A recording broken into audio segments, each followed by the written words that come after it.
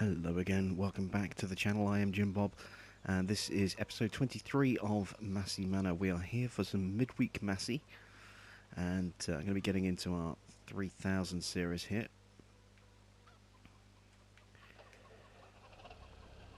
It's time to do some fertilising on our fields. And if we look at the map, you'll see also that I already have a worker employed. He is going along and seeding field 17, putting a load of grass down on that field. So we need our fertilizer unit, which is just here. Let's just open up the window.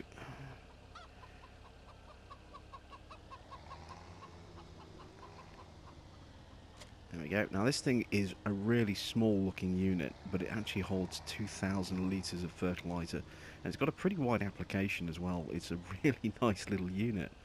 So if I just lift the cover off the back of it, that's the wrong button, there we go.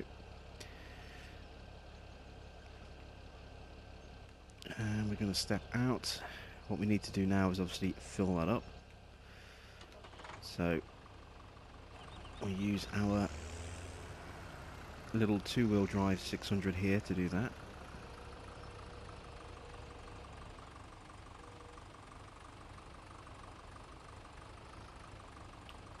A little too high on the forks there. There we go. Oop. And we lost the pallet. Whoops. It is a little bit tight in here. We're going to have to kind of try and rearrange where we stack our pallets, I think, going forward.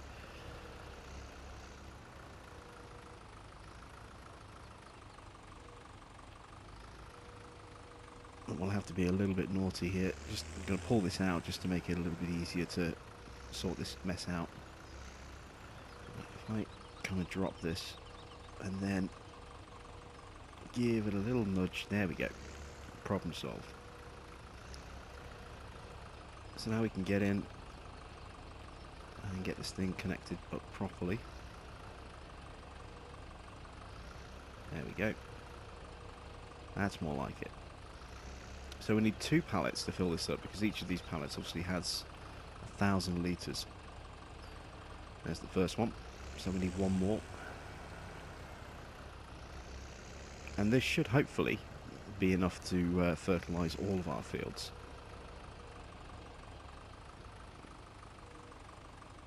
I hope it's not going to be more than that. We will have to buy more seed pretty soon, that's a given. So we used up all of our seed when we were doing our planting last time out.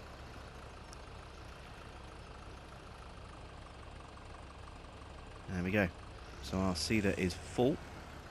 You'll notice as well that that's a flat surface there in the seeder. We don't have the same sort of clumping issue that we do with the seeder, so we don't have to worry about it showing through the cover. Although, having said that, you know, the cover is white as well, so we probably wouldn't be able to tell anyway. There we go. So let's go off and start fertilising our fields. Start over here.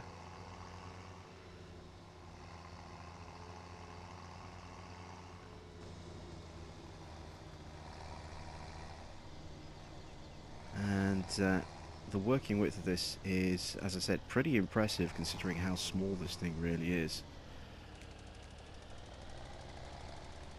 So you can see just how wide an area we're spraying there. Or spreading that fertilizer on. We're actually, you know, selling ourselves short on the right hand side here. But it gives you an idea just how wide this thing is for such a tiny little, you know, device. I think this is a fantastic little tool. I really, really like this. And I remember being quite impressed back when the gold expansion came out of the fertilizer that was available with all the Rostel Mash equipment when we got Sosnovka in that expansion. And this reminds me of that, but it's so much better than the one that we got with that. It's got a bigger capacity, I think it's got a wider applicator, it's probably a little bit cheaper. It's a really, really nice piece of equipment. I've got a gap here that I completely missed. I'll have to fill that in a little bit later. But look how quickly we're fertilising our field here. I've just missed a spot there. It's going a little bit tighter. There we go. Look how quickly we're getting through this field. And we haven't used up a huge amount of fertiliser yet. We're still a little... There we go. Trying to avoid leaving gaps. I want to obviously maximise the yield I get on this field. Just drive through the building with no collisions there.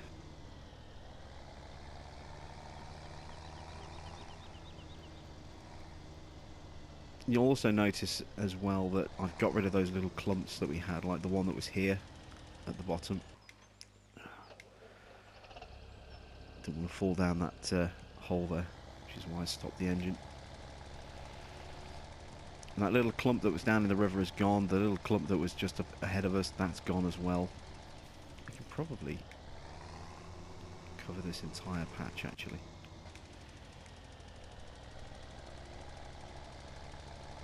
Yeah, there we go, we can get the whole field, look.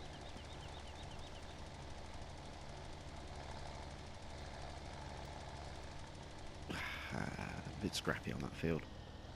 So I'm just going to quickly touch up those little gaps.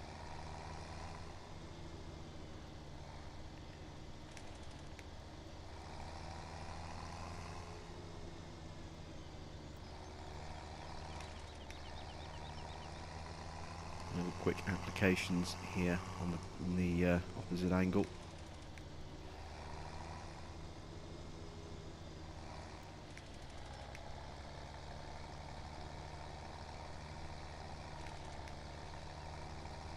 And we just got that little spot there that I missed. There we go. So now we'll do the same on this field as well. We'll get this nice and fertilised. And you can see, you know, we had issues with the seeding. I think, you know, we may have to rethink this as a crop field, just simply because even other seeders are going to struggle with that hill that's just there. But in terms of the rest of it, with any of those slight imperfections, I mean, other seeders will manage with that absolutely fine. But that Massey seeder just doesn't seem to like the rest of the field in general. You know, we spent quite a lot of time, and you can see from all the little swirly bits where the seed line is broken up that it didn't like this field at all. So we may have to revert this back to grass, but at the very least we'll get one harvest out of it, maybe more. We'll see how that goes. Pressing all the wrong buttons here. Accidentally hired a worker trying to turn the engine off, trying to turn the sprayer off. Just getting my fingers confused here. There we go. But even after all that work, you can still see, look, trying to correct all those little issues, we still have those patches. I just couldn't clean them all up for some reason. And then we've obviously that big chunk there that I didn't even realise was missing. So, given all the problems we have with this field, I think we may well just revert that back to grass after this harvest.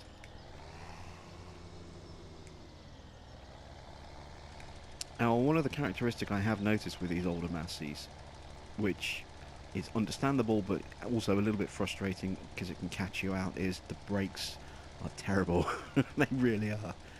So you can be bombing along and you hit the brakes and it takes you an eternity to slow down. I mean, obviously that's more of a realistic characteristic of older vehicles having older braking technology. So the brakes today in modern day road vehicles are miles and miles ahead of where they were, you know, back in the day when you had the older drum brakes. You know, now we have, you know, disc brakes that are much more effective. You know, suspension has changed a lot over the years as well. We now have proper independent suspension, you know, with cars in particular, you know, and we had leaf springs, which up until not that long ago was still being used by, you know, some car companies like Chevrolet, when they made their Corvettes, they were using leaf springs in the back of them, which is such an antiquated technology. But it's when it comes to car suspension, but it's cheap. It's just one of the ways they were helping keep their costs down. And obviously they've now moved on to much better braking systems. But you go back, as I think only as far as 10 years ago, and Corvettes, brand new Corvettes off the line, was still being launched with leaf springs. And that older technology, you can definitely feel alive in these older Masseys. The braking characteristics of these are horrendous when you compare them to modern tractors. They just do not like stopping. So I'll give you a good example in a moment. No doubt we'll get into a situation where we'll need to stop quite suddenly. But let's do it here. Look, if I hit the brakes, actually hit the accelerator there. Again, I told you I'm getting my fingers mixed up. So let's try that again. Let's get it to some speed.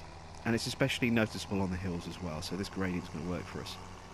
So here we go. I'll turn and hit the brake now. My finger is fully on the brake. And look how long it took us to actually hit, to stop. All that distance.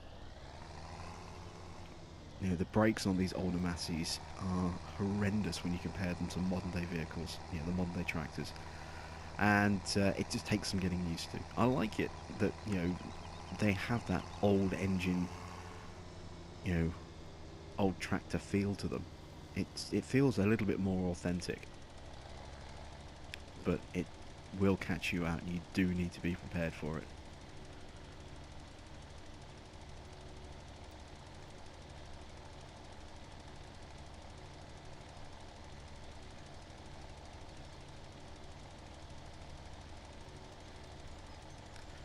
So we haven't had much in the way of mods since our little flurry. We haven't had any real mod activity at all. Nothing has been put into testing yet, although the thread will get updated a few hours after I record this video. So maybe today we'll see some stuff getting added into testing for consoles. But since everything was released on Friday, there's been absolutely nothing. So we'll see what happens. Looking forward to seeing, sort of a sneak peek as to what might be coming next. Obviously, stuff getting put in there is not a guarantee that it's going to be the next thing that gets out, because it's still got to go through and pass the testing process, and if it fails, then it's not getting released, obviously. You see our seeder has run out there, so we're going to have to go and top him up in a moment. Just going to finish doing all of our fertilising here.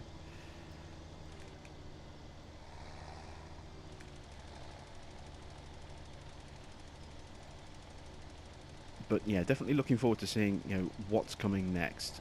We haven't seen any real stuff from the mod contest pop up in testing yet. So hopefully, some of those guys are actually working on converting their entries across to console, and then we'll start to see those go through the testing as they're submitted. There are, rumours of some of the mods definitely being converted, but until we actually see them in testing, we can't necessarily say it's definitely going to happen. And even then, there's no guarantee that if something does go through into the testing process, that it's definitely coming to console. I mean, we saw with Kendall Farm, a map that I was really looking forward to. It went into testing, it failed testing, and I haven't seen the map maker make any reference to resubmitting for console. And that was well over a month ago. It's got to be getting close to 2 months ago now that Kendall just disappeared out of testing. So it may well be that he is working on patching those issues and resubmitting it. I don't know. I haven't seen him say anything about it on the forums. I did a quick look the other day. I did ask him about a month ago whether there was going to be a change to Kendall, and whether it was going to be resubmitted, and he was very non-committal in his response. Wouldn't confirm or deny either way. So it may well be that Kendall just doesn't come, and that's a shame, because it's a small map that I was really looking forward to. I like how involved you can be on a small map. It's one of the reasons I love Oldstream so much. It's changed a little bit since they added the expansion in, but you can get really, really involved in the map when it's a small map. When it's a larger map, you kind of get detached a little bit from the process, and it becomes a little bit more clinical at times, especially maps that have fields that are designed to work well with AI. So you can end up over-relying on the AI, and I am guilty of that on occasion, where I'll just sit back and I'll do very little myself and just let the AI do everything for me. But a small map, you really do get very involved in it, and I just think it's a really nice experience when you don't have a huge number of fields that you have to worry about. When you've only got a small number of fields and a very small farm, you don't need to worry about getting involved with the larger equipment. You don't need to worry about having this huge farm that's working on turning out large quantities of grain, or working heavily with animals to try and make a very large animal profit. You can have a nice small farm. There's a little German map, and I can't remember for the life of me what it's called, but I saw it on PC about 6-7 weeks ago. Tiny little thing. I would say the whole map was maybe a third of the size of this one, which indicates just how small it is. Tiny little map. And I thought I would love to play on a map that size, just something really, really small, where you only need one, maybe two tractors, and that's it. You don't need a huge mass of different vehicles. A couple of tractors and a combine, and that'll do you for pretty much everything. And I just thought that would be great, just to have a really, really small little farm like that. But whether that ever comes to console, I don't know. Or something like that. I'd love to see something like that make its way over at some point in the future, but we shall see what happens. So just this last field to go now. Field 1. And then we will start resupplying our seed and fertilizer pallets, and obviously we'll get our seeder up and running on field 17 again.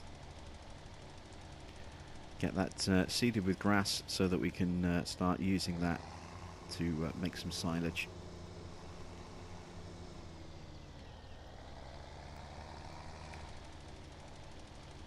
And the last episode we talked about pigs as the potential animal for this farm.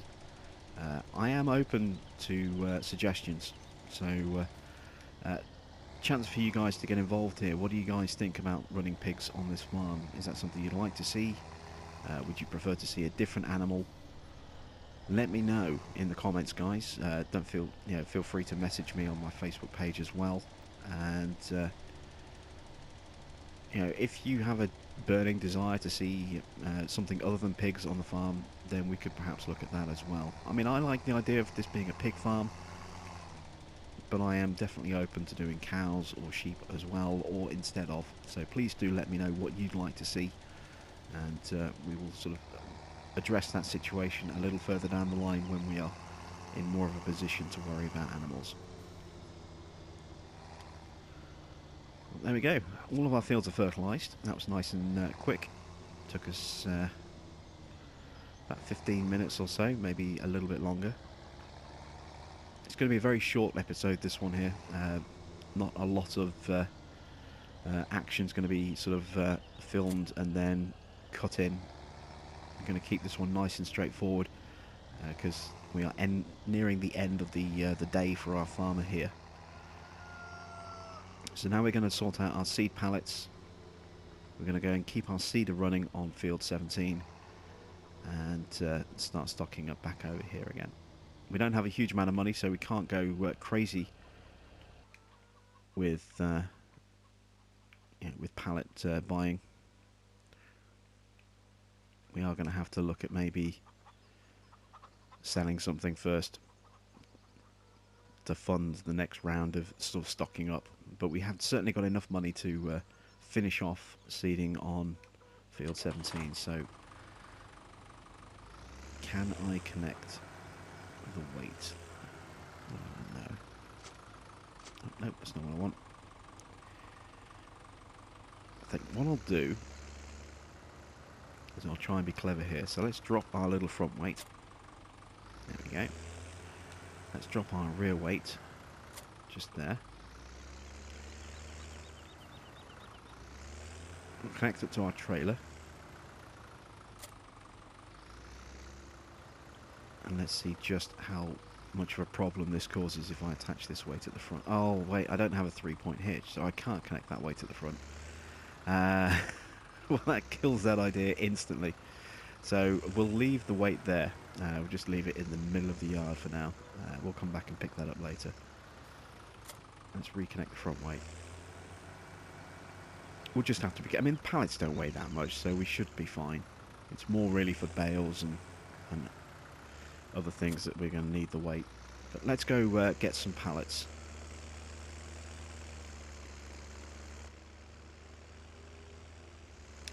So we only have the money for 3 pallets. Like I said, we don't have a lot of money to play about with at the moment. But we only really need 3. As I say, we've just got to finish seeding on field 17, and then the rest of that can be, the rest of the money for finishing off our seeding restock can be funded by selling off some of our harvest as it comes in. What we may definitely need to worry about though is buying in some more fertilizer to make sure that our fields are fully fertilized.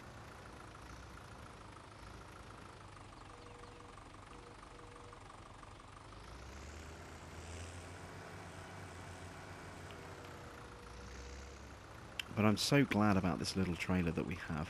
It's a bale trailer, but it can be used for so much more than that. I mean, I've wanted a small little trailer like this on console for a while, ever since the pallet system was kind of introduced, because I wanted something that you could use to just transport a small number of pallets. If you didn't want to buy, a ton of pallets because you didn't have the money to buy a ton of pallets, then using something like a 10-meter trailer, just became ridiculous.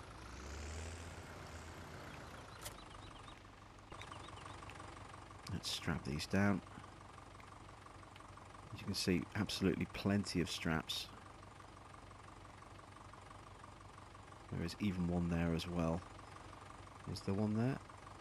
No, there isn't one there for some reason. Now, I don't know if that's a bug or not. I get the feeling, given how frequent the straps are everywhere else, that there should be a strap there, but for whatever reason it doesn't seem to want to actually give you a strap there. Check on the other side. No, there is no strap programmed for there, which, as I said, just seems a little bit odd to me. Let's go top up our seeder. But something like this is absolutely perfect for those small little pallet runs that you need to make with seed, and more importantly, absolutely perfect for those runs where you don't have a huge amount of wool. If you've only got, say, 4 or 5 pallets, one of these is absolutely perfect. You don't need anything bigger than that. This will do that job absolutely fantastically. Plus, on a tight yard, this will work so well, so much better than a larger, a larger trailer that has a much bigger turning radius. Is going to be more prone to hitting things and getting stuck or wedged. A small trailer like this is absolutely perfect for those small tight yards on some of those farms. So really glad that we have one of these in here now. So we found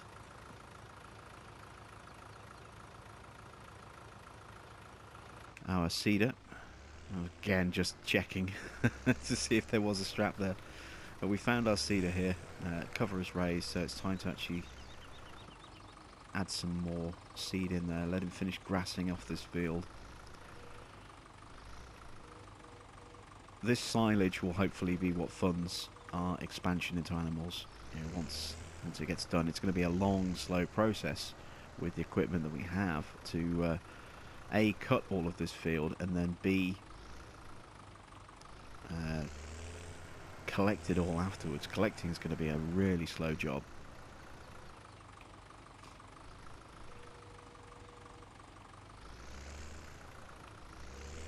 But once it's done, this field here, as you can see, it's a big old field. And that field just over there as well. Those two will give us enough grass to make a decent run with silage. So definitely looking forward to getting that all sorted out. Let's get our worker going. So we need to close the cover. There we go. Turn the engine on and hire a worker. Actually, let's take him back a touch. There we go.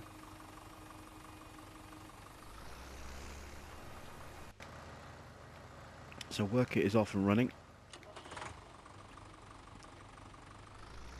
Let's park this up at the side of the field.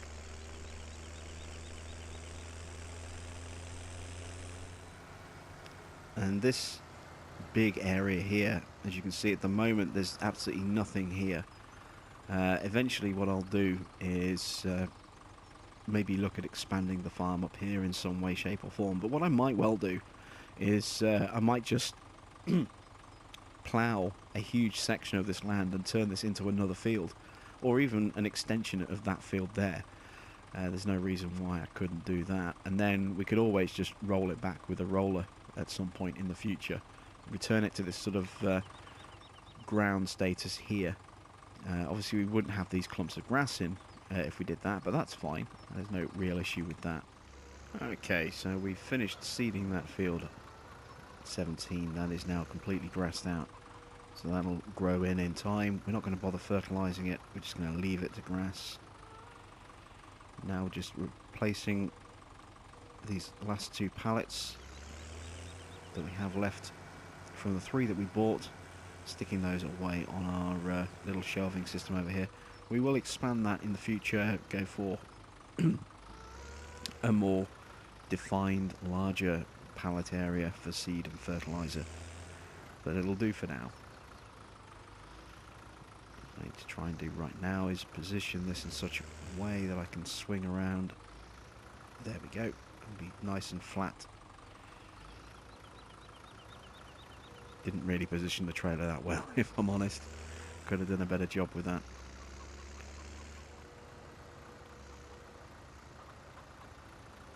And I want to get nice and tight up against that other pallet as well. Make sure that there's space for a third one when we need to put a third one down there.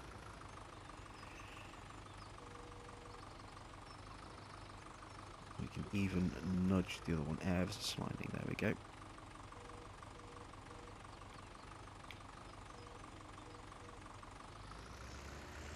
So there we go. We have our 2 pallets of seed there. We have 1 pallet of fertilizer.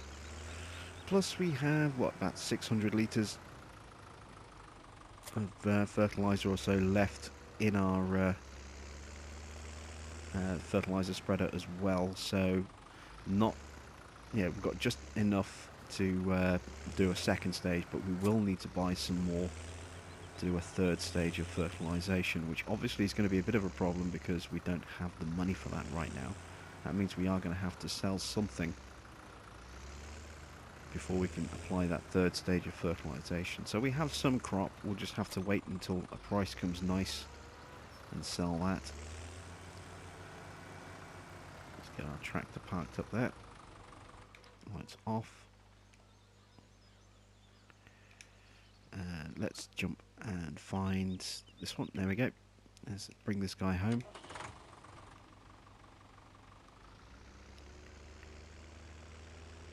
So there's 2 different ways in to the new area. Obviously there's the one that we came down first of all, that little dirt path that's between field G7 and field 5, and there's also this bridge here which connects to the dirt road. Well, I say dirt road, it connects to the sort of path, more of a kind of a pedestrian area, but is big enough for vehicles to come down. There are a couple of fields that you can access via this path, and then this will spit us out the opposite side of the biogas plant. So this comes out alongside field 12, and from there it's a nice short little trip back to the farm.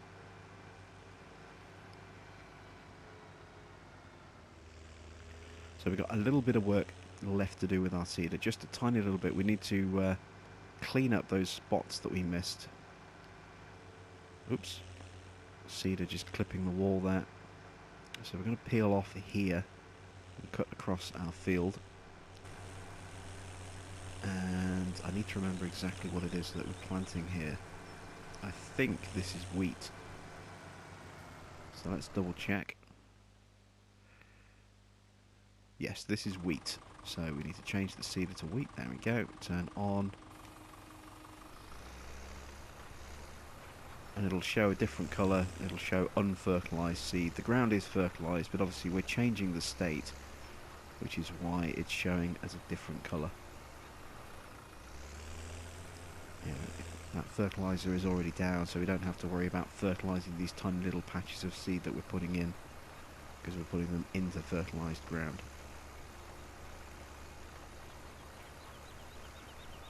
See, I thought I'd actually collected, or cleaned up all of these spots last episode, but apparently not. So this just gives us the opportunity to fill in some of those gaps. And you've got quite a jagged little scar there, look, on that lip. We are going to have to roll some of that back. That's pretty much a given, I think.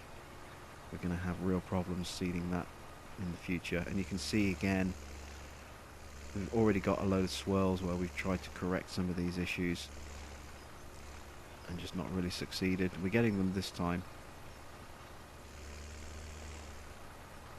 There are so many sort of lumps and bumps on these fields that they're just, even there, look, we just tried and we got tiny little bits around the edges, but we didn't get all of it. There we go, now we've got it. So let's just lift that up. There's a couple of little spots on this field that need to be filled in as well. One just there. One just here.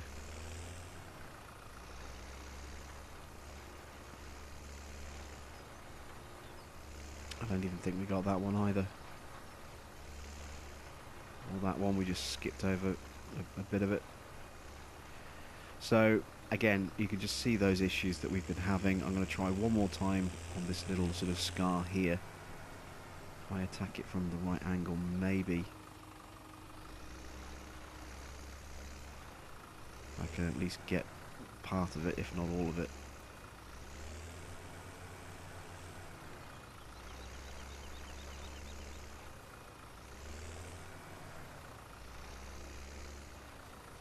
Yeah, we can't quite get that little bit, but we've done as good a job as we can, really. So let's turn that seeder off. Let's get this washed and put away, and that is it for the end of the episode. So thank you very much for watching. When you come back on Monday, it'll be the start of a brand new day, and obviously we'll get a second stage of fertiliser on, and then we'll look at probably selling a bit of grain to raise a bit of funds and do a proper restock of seed and fertiliser. So make sure you come back for that. We are definitely going to be making some progress on our farm. Harvest is not too far away now. And don't forget as well, you can also check out some of my other stuff as well. Tomorrow is Fent Friday, so we will be heading over to Drummond for Fent Farm. And then on Saturday we'll be taking our second trip of the week over to Big Bud Farm. Mondays is Massey Monday, so that's another trip back to Old Stream. Tuesdays is Big Bud Farm, Wednesdays is American Outback, and then we're back to midweek Massey on the Thursday, and then obviously Fent Friday and Big Bud Saturday. So thanks for watching. I am Joe Bob, and I will catch you back on the farm very soon.